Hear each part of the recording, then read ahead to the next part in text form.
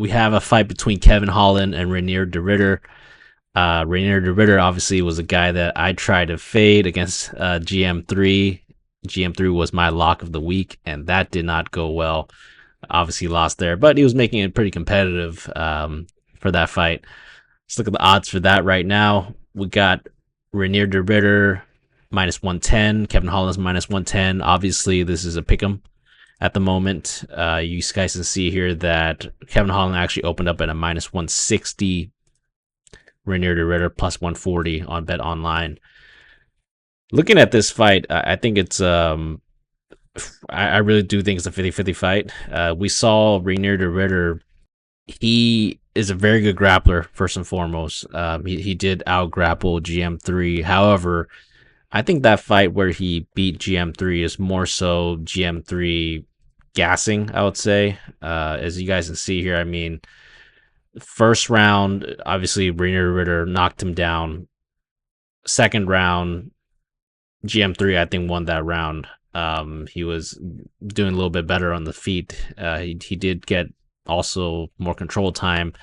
And then the last round, he just gassed out. And, I wish that GM3 would have had more cardio, but Reinier de Ridder did show that he does have the gas tank to have his awkward, funky style of grappling and also striking play out for 15 minutes, I would say. So I don't think he's going to gas out in this fight. Kevin Holland's not going to gas out in this fight either. He has a pretty good gas tank. I think this fight's going to come down simply to if Kevin Holland is going to be able to get out of those positions when he gets taken down, because I think he will get taken down. Every fight that he's been at 185, he's been taken down nonstop. I mean, we just saw the last fight, right? He did injure, I think, his rib against Roman Dolidze, but still, Dolidze got the takedown, controlled him for over half of the round, and got that victory there. So, yeah, his track record of facing middleweight fighters who have takedown ability have not been good, and I think that's going to continue here. So I'm going to go with Reinier de Ridder. I don't think it's going to be a super confident pick. Obviously, it's a pick 'em, but if I had to play a side, I would pick Reinier de Ridder for the win. I personally think he's probably going to ride out a decision because Kevin Holland, he hasn't really been subbed too much in his UFC career thus far.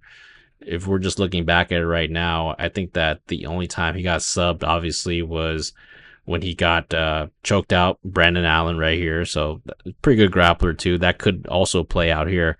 But that was 5 years ago, and then he got subbed out by Khamzat Chimaev. I mean, can't take away anything too much from that. Khamzat's probably the best grappler in the UFC right now. So, I think there is a real possibility of a submission because Reinier de Ridder, he goes for it. He gives up. He's more of a submission over position grappler, so he does give up those positions to try to get that finish. Kevin Holland's also a pretty decent grappler as well. So, I think that both those things are going to play out, and I think Reinier de Ridder is probably going to win decision. So that's going to be my pick. If you look at the odds right here, that by decision right now, we can see here that's plus 240. So it did open up at plus 225. And then obviously people haven't been taking that action. So yeah, maybe I'm in the minority here, but I do think that Reinier de Ridder will win via decision. Maybe a better play could be goes a distance, but also, I mean, both these guys, it's just a really tricky fight because you just never can trust a guy like Kevin Holland and Reinier de Ridder coming in with his funky game. I would just personally stay away from this. But yeah, pick here is going to be Reinier de Ridder via decision.